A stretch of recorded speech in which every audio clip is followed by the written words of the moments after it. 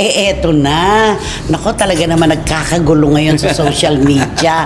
Dahil sa mga tinatawag nilang kampi-kampihan na ito.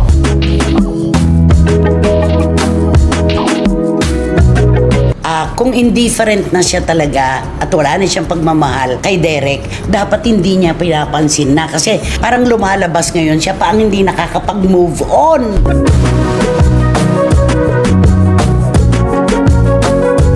Veteranang kolumnista na si Christopher Min nagulat sa ginawang diskarte ni Elena Darna laban kay Derek Ramsey.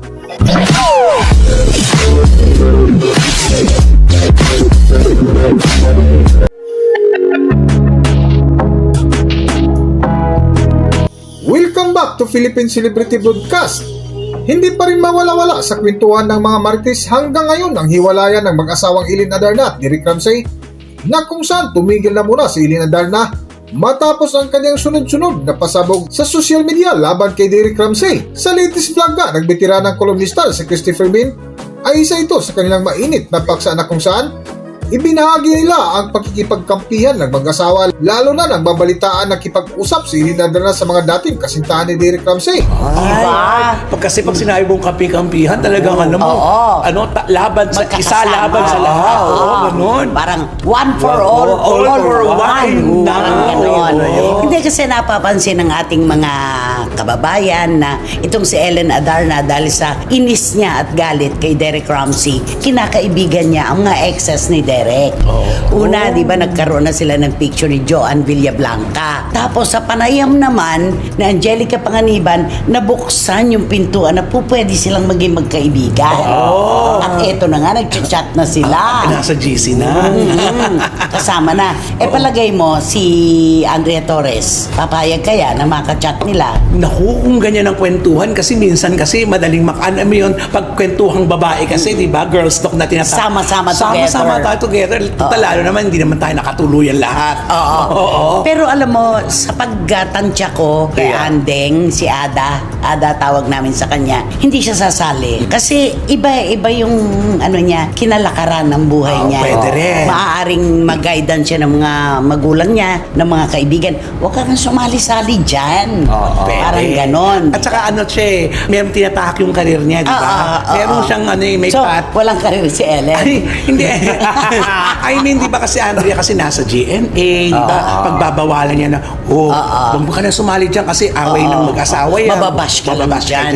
Hindi, at saka alam mo si Andrea nung una, di ba nung sila pa ni Derek Ramsey, nung maghiwalay sila, wala ka Wala naman tayo narinig, di ba? Move on sa kaagad. Alam mo, kahit naman doon sa kanilang paghiwalay ni Angelica Panganiban, wala naman na. Ay, wala rin, oo. Wala pati yung hatian. Wala. Yung mga magkasama sila na ipundar. Matagal kasi silang nagsama di ba? Halos 5 taon yata yon. Pero wala naman. Kahit naman kay may isa pa. Sige. Hipag ni Ann Curtis. Si Yusaf. Si Yusaf. Di ba? Si Solen. Si Solen. Yusaf. Sino sabi mo? Sulin daw. Si Suling. Aling Suling. Aling Suling. Halika na dito. Si Solen, Yusaf. Wala rin namang masyadong Wala namang issue. anak. Dito lang talaga kay Ellen. Ano ba kasi masasabi mo kay Ellen? Kaya nga ito nga, siguro tama lang siguro ang sinasabi ni Andrea na ayaw niya na makipaghalo o makipagkaibigan doon kay Eli Adarna. Kung baka malay mo. Uy, wala pa siyang sinasabing gano'n Hindi, wala sa pa nga. pantahan Sa pantahan na natin sa akin lang kasi mahirap maging kaibigan si Eli Adarna. Bakit? Ay baka siyempre, baka hindi mo alam, nagpipintuhan kayo dyan, girl talk na. Nire-record ka Pero na yung pala. record na sa Di ba ilalim. yun ang sinabi ni Angelica? Willing naman siya, why not? Kaya lang, wag mo ako i-record, wag mo ako ipopost. Ayun na, may Di ba? lako, Parang ganon. So, natatakot ka kung ikaw si Andeng. Ngayon ko ayaw ko talaga. Siyempre maganda na ang, di ba? Pero ibig sabihin ni Andrea siguro ay nakamubo na ako, okay na ako. Tahimik ka. May karir na ako, tahimik na yung buhay ko. Bakit makikisali ko sa Talagang inyo? walang karir si Ellen. Uulitin ko lang tanong ko kay Ramel. Ay, may karir kasi si Andrea. Si Ellen. Ay, wala. Hindi na siya nag-artista. Hindi na siya kasi nag-artista, kaya nag-iingay siya siguro para mapansin. Ganun ang sabi. Nag-iingay, nagpapapansin para Maging relevant. Ayun. Hindi lang, ang ano lang na ating mga kababayan, bakit ganon, bawat galawan ni Derek, pinapansin niya. Umiyak si Derek, napaiyak nung nagsalita nung kanyang kaarawan. Parang minasama pa niya, na parang memorize daw, parang ganon. Yung paiyak-iyak, di ba? Oo, Lahat na ano, lang. Parang lahat na lang. scripted ba? Ganon?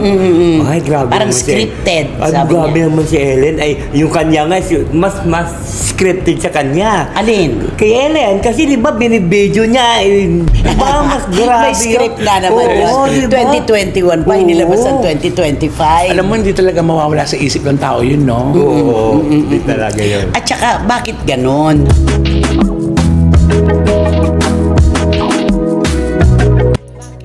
Sa patuloy nga ng kwentuhan ni na Christopher Min, ay napag-usapan nila ang kasalukuyang ginawa ni Ellen Adarna na kung saan napatanong sila na kung hindi na mahal ni Ellen Adarna si Derek Ramsey ay dapat tumigil na ito sa pagpapansin sa social media laban kay Derek. Para sa buong kwento, narito ating panoorin at pakinggan ang video. Kung indifferent na siya talaga at wala na siyang pagmamahal kay Derek, dapat hindi niya pinapansin na kasi parang lumalabas ngayon siya pa ang hindi nakakapag-move on.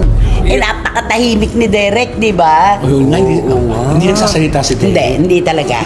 Oo. Eh di ba nga ini-encourage na magsalita ka kasi para malaman yung side mo naman. Maging balanse man lang, 'di ba? Para pareho man lang na naririnig ang magkabilang panig. Pero hindi yung bilang ina ng kanyang anak, ayaw ni Derek. Yun yung pinaninindigan talaga ni Derek na nanay pa rin si Ellen ng kanyang anak na si Lily. Yun ang kanyang talagang ayaw gawin. Yung, 'di ba, magsasalita si Ellen ng ganito, ganyan. Hindi siya kumikibo. Oh, doon naman nakuha ni Derek yung simpatya ng tao na parang, marespeto ito At sa babae. kinasasabikan ang gusto niyang sabihin. Oo, at- ang pwede niyang sabihin. Oo, at saka yung nakakarespeto kasi din yun sa partner mo. Yung na dating nagmahalan kayo, okay lang yan.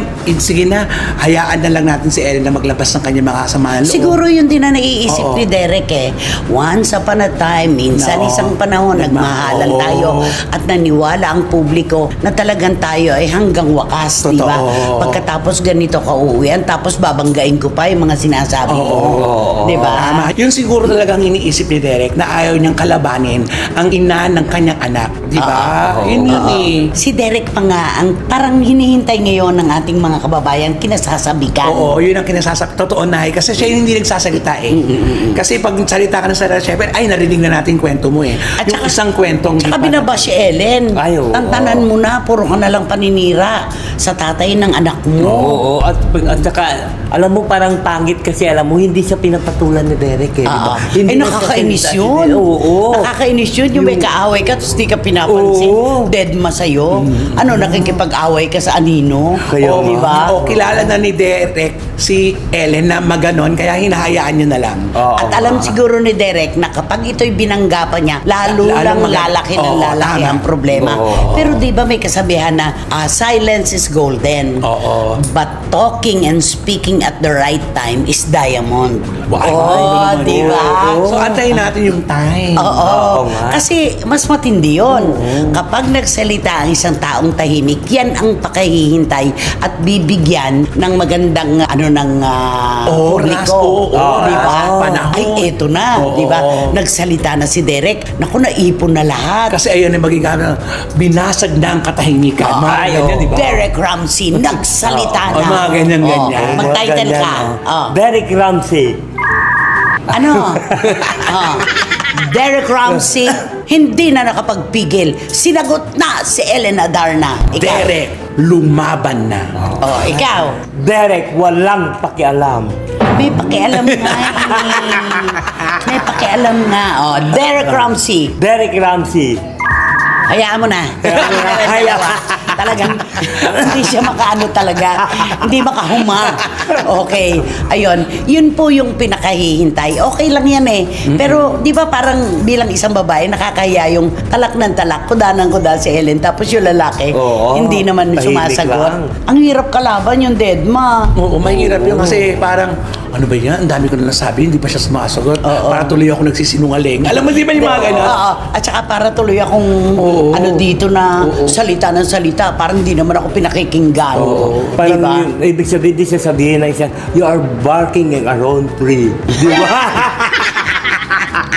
Di ba sabi ng isang Ano? You are barking in a wrong tree. You're barking on the wrong tree. Oo, di ba? Pero ang sabi nung isang actress, you're barking on the wrong dog. Kasi nga yung Diba? barking nga. Oo, yun. In-apply sa dog. Diba? Oh. nga eh. Ayan, ano pa? Derek Ramsey, Derek Ramsey hindi makapagpigil. hindi na nakapagpigil. Ganon. Kasi hindi siya editor. Kaya hindi niya alam mag-thumbnail, mag-title. Hanggang dito na lang muna ang ating video at kung nagustuhan nyo, huwag kalimutan mag-subscribe at pindutin nyo na rin ang notification bell para ma-notify kayo sa ating susunod na video. Maraming salamat!